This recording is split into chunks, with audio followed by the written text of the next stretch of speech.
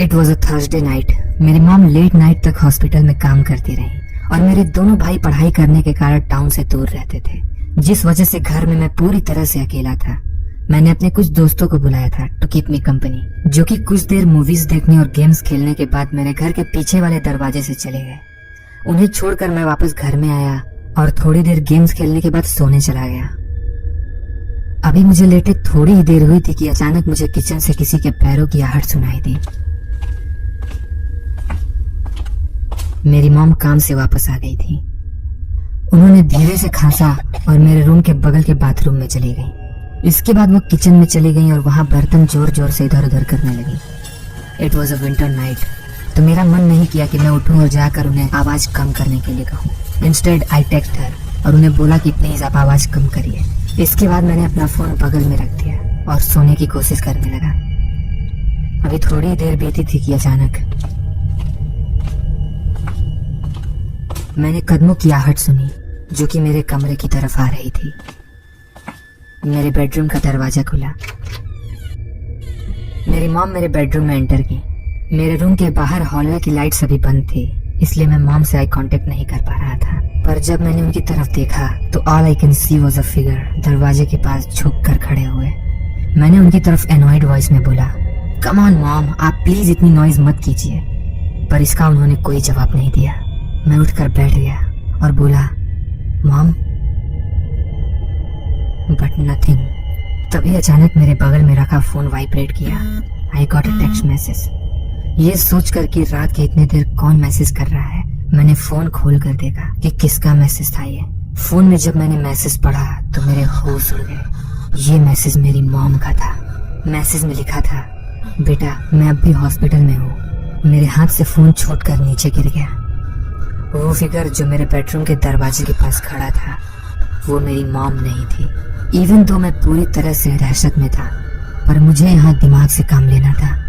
मैंने बोला, मॉम मुझे सोना है, please get out of here. I said this because मैं उस होम इंट्रूडर के सामने डम प्ले करना चाहता था, ताकि उसे ये समझ ना आए कि मैं जान चुका हूँ कि वो मेरी मॉम नहीं है। पर मेरे ऐसा कहने का कोई असर नहीं हुआ। वो मिस्टीरियस पर्सन जो मेरे दरवाजे पे खड़ा था, वो वहां से हिला भी नहीं।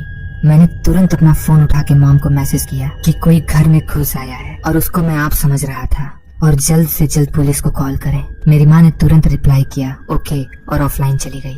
उसी वक्त रूम में एक अजीब सी आवाज ने उस दहशत भरी चुप्पी को तोड़ा। अब उस फिगर ने अजीब सी आवाज निकालना शुरू कर दिया। It was like a zombie. बीच बीच में एक औरत की आवाज आती, बार बार सेम आवाज और वही बात। हर बार ये आवाजें तेज होती जाती थी।